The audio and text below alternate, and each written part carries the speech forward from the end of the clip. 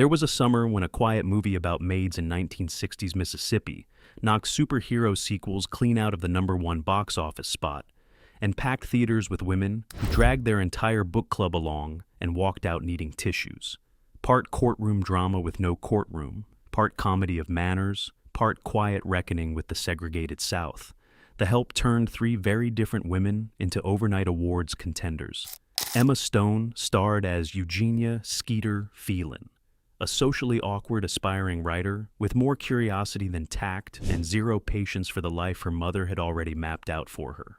Viola Davis played Aibileen Clark, a maid who'd raised 17 white children and quietly buried one of her own. Octavia Spencer was Minnie Jackson, a cook with a mouth faster than her skillet and a temper to match it. And Bryce Dallas Howard played Hilly Holbrook, the prettiest, best-dressed, most quietly dangerous woman in Jackson, Mississippi.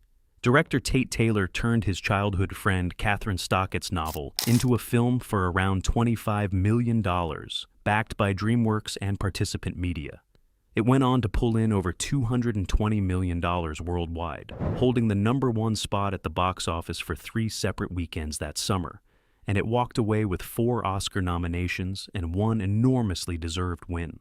Today, we're pulling back the curtain on 15 facts you didn't know about The Help, the lawsuit from a real Mississippi maid, a strange self-contradiction buried inside the novel itself, and the Oscar-nominated performance its own star now says she regrets giving. Before we dive in, hit like and subscribe for more deep dives into the films that shaped us. Now, let's get into the countdown with number 15, a manuscript that almost never made it past the mailbox. Number 15, the manuscript nobody wanted. Before it was a movie, before it was even a finished book, The Help was rejected over and over by the exact industry that would later compete hard for the rights to it. Catherine Stockett spent about 3 years sending her manuscript out to literary agents, and roughly 60 of them turned her down. Some never responded at all. She'd started the novel not long after September 11th, working on it privately for years while raising a young family and holding down a day job, and by the time she was done, she was a first-time novelist writing in the voice of black domestic workers in 1960s Mississippi, which made agents nervous before they'd even finish the first chapter. Agent after agent passed, unconvinced anyone would want to read it, or unsure a white author could pull it off. Stockett kept revising and kept sending it back out anyway, and eventually one agent, Susan Raymer, said yes. The book went on to sell millions of copies and sit near the top of bestseller lists for close to 2 years straight. Here's the thing about rejection letters. Nobody keeps a museum of the ones that got it wrong, but 60 different publishing professionals looked at what would become one of the biggest cultural phenomena of the decade and passed on it without a second thought. That's not a footnote. That's the actual odds this story was working against before a single camera ever rolled. 60 rejections. 1 yes was all it took, and it's worth remembering the next time a story gets turned down. Sometimes it isn't broken. It just hasn't found the right reader yet. Number 14, the director nobody thought could pull it off. Even after the novel became a word-of-mouth bestseller, getting this film made was its own uphill climb. Taylor has said it quickly became apparent that nobody wanted him attached as director. A first-time studio filmmaker with no real track record, being passed over in favor of safer, more experienced hands. He kept going anyway. In his own words, he'd bet the farm, telling his team that if he was going down, he was going down with this one. And weirdly, the industry that spent years finding an untested director and an unpublished manuscript too risky ended up watching an unknown ensemble become 5 future Oscar winners instead.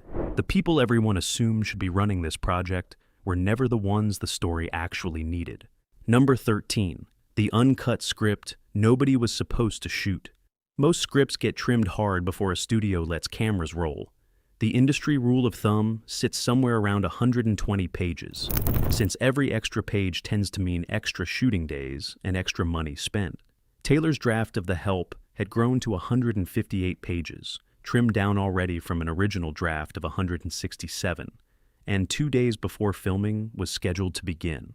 A producer at Chris Columbus's production company warned the team flatly that this never happens. Studios don't usually start shooting until the script gets shorter than that. But because the DreamWorks executives overseeing the project wanted a faithful adaptation more than a shorter one, They let Taylor shoot the full thing anyway, an unusual bet on a first-time studio director.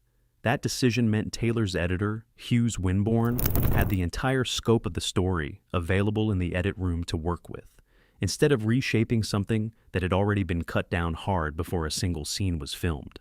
It also meant skipping the costly reshoots that plague productions this size when a studio realizes too late that something essential got left on the cutting room floor.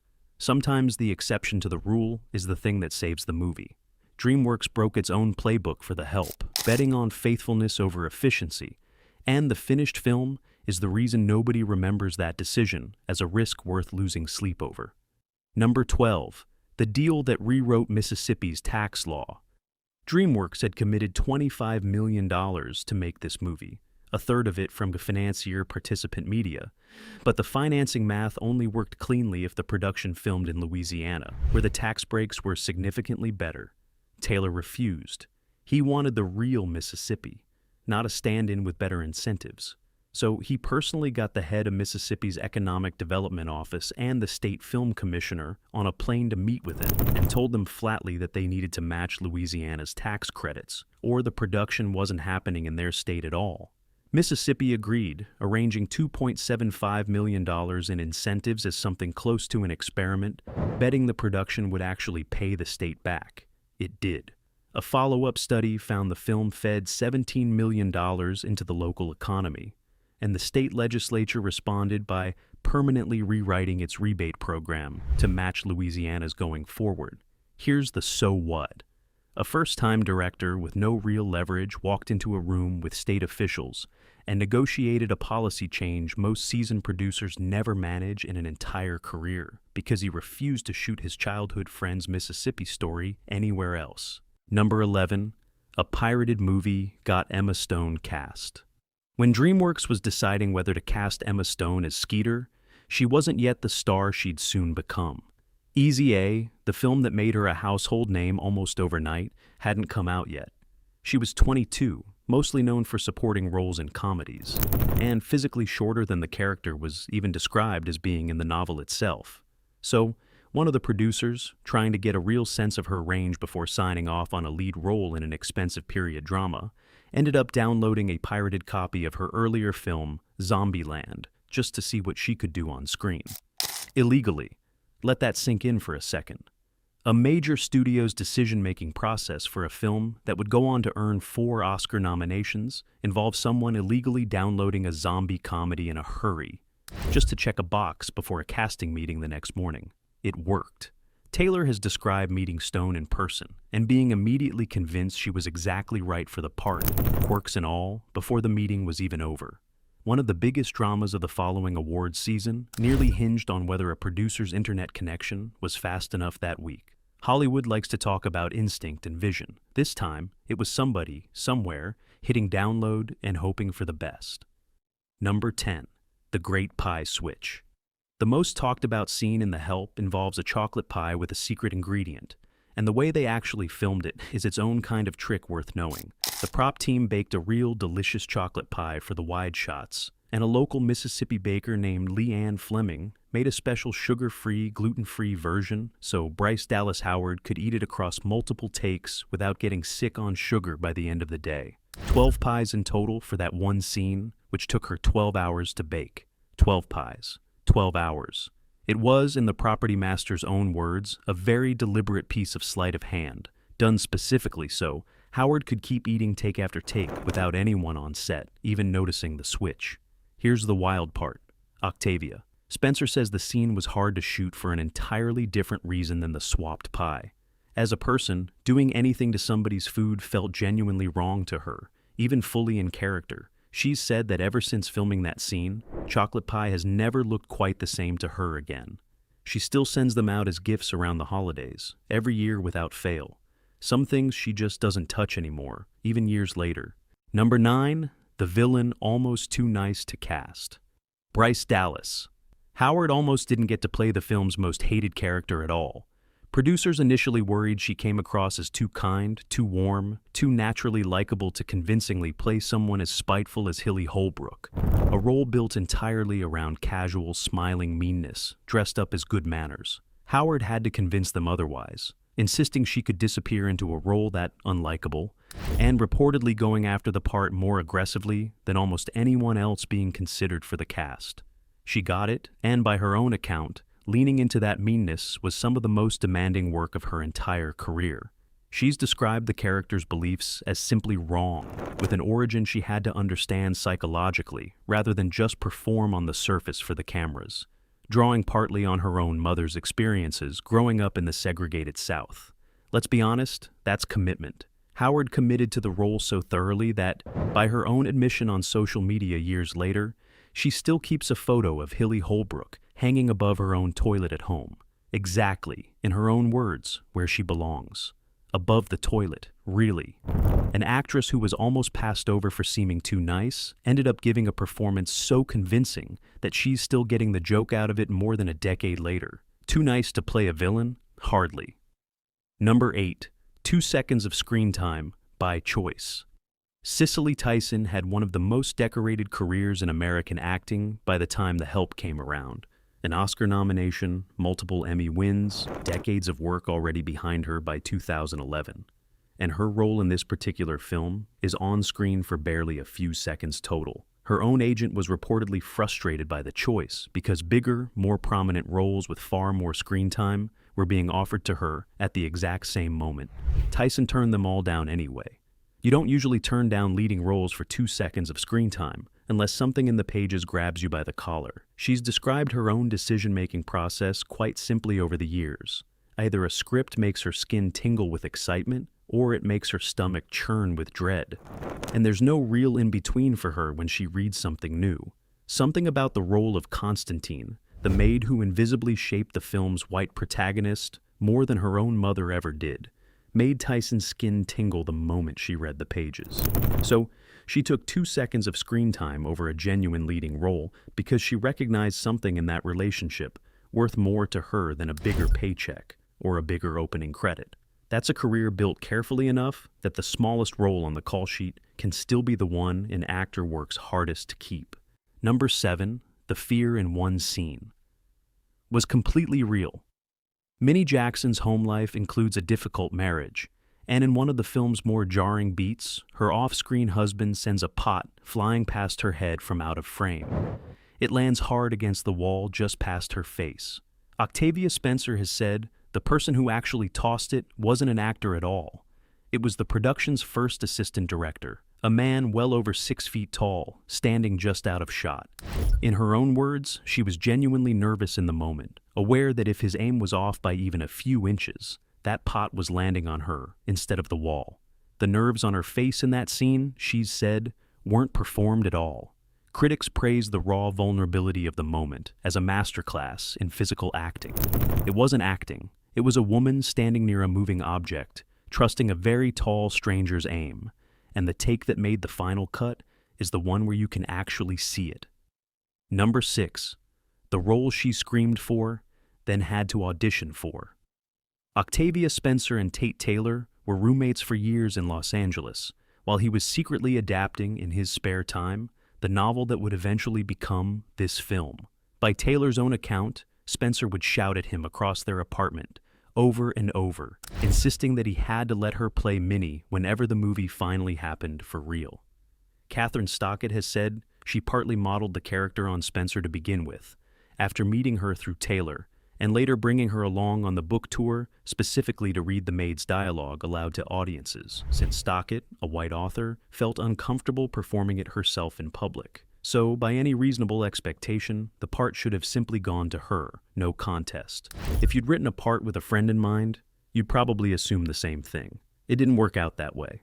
Once the book became a runaway bestseller, there was real pressure from the studio to cast someone more famous in the role, and Spencer still had to formally audition against bigger, Oscar-nominated names for a part that had, in some real sense, always belonged to her from the very beginning. She won it anyway, against the odds. Turns out, even the clearest inspiration for a character doesn't guarantee the role. Hollywood still made her prove it on tape first. Spencer proved it, and walked away with an Academy Award for the trouble. It's number 5, the lawsuit that never got its day in court.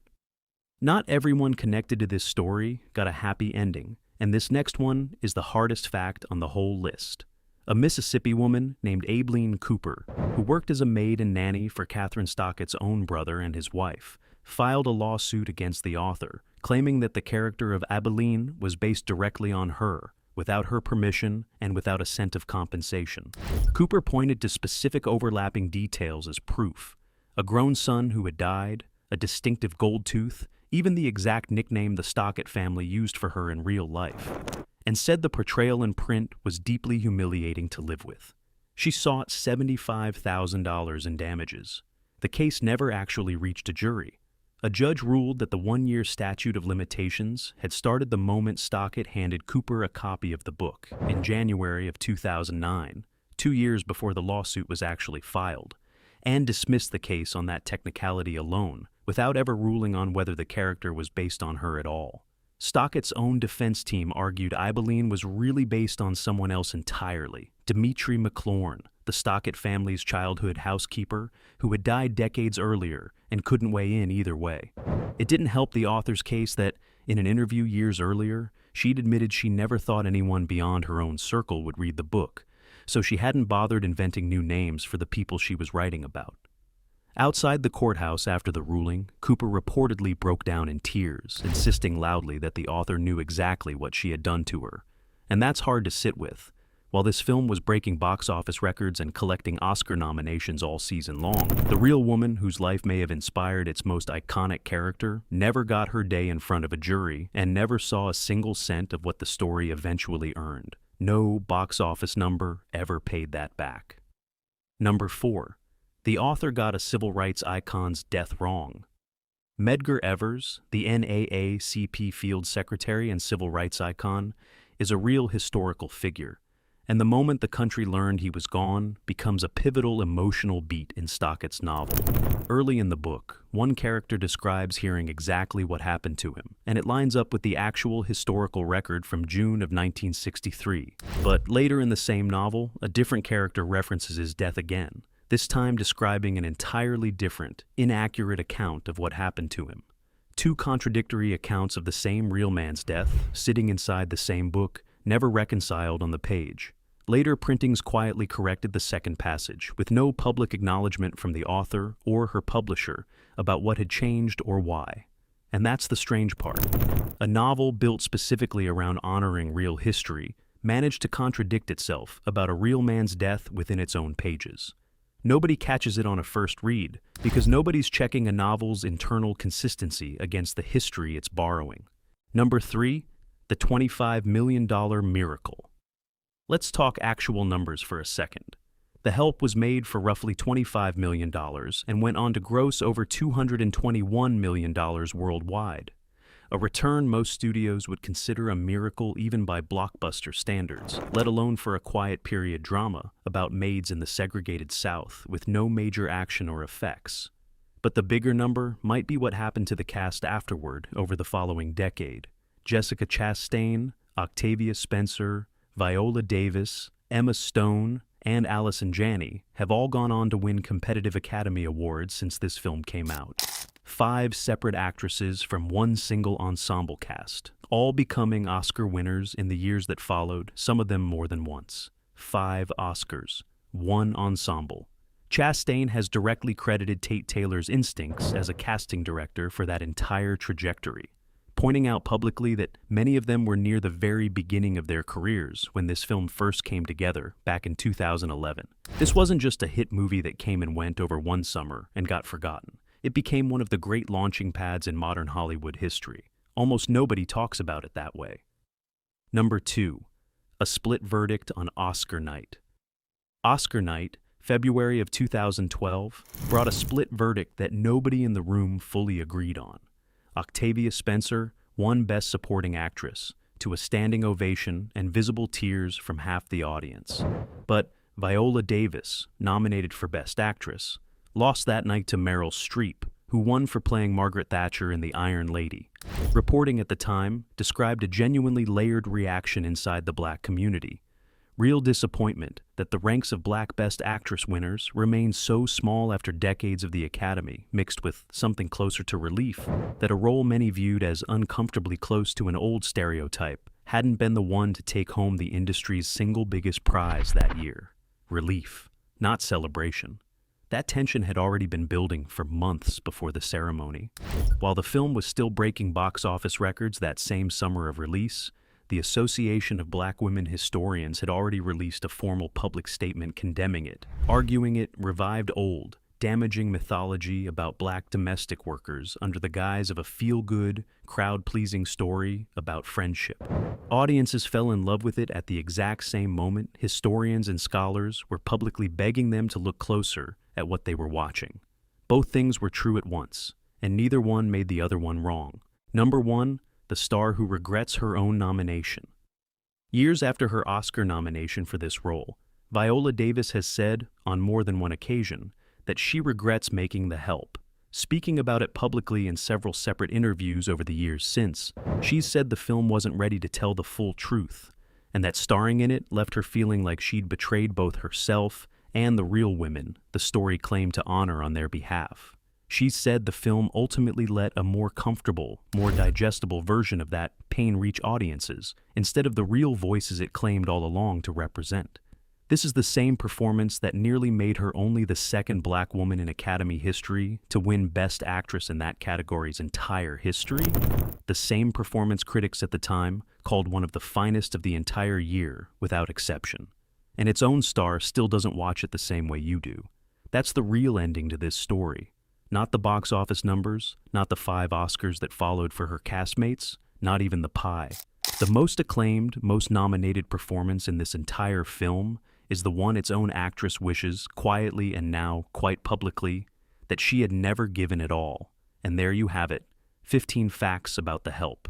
That chocolate pie from the opening is still the scene most people remember first about The Help, more than a decade later. But now you know what's sitting underneath the rest of it.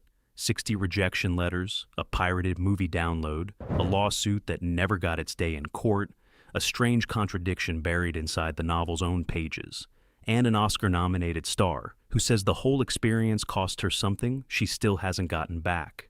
This is a film that made over $200 million, launched 5 future Oscar winners, and still managed to leave its most decorated performer with regret instead of pride, more than a decade after the fact. Both of those things happened at exactly the same time, and neither one cancels the other one out. That's not a contradiction the film resolves for you, it's one you're left holding on your own after the credits roll. Which of these hit hardest? Tell us in the comments. And tell us which film we should cover next. Like and subscribe if you haven't already, so you don't miss the next one. Until next time.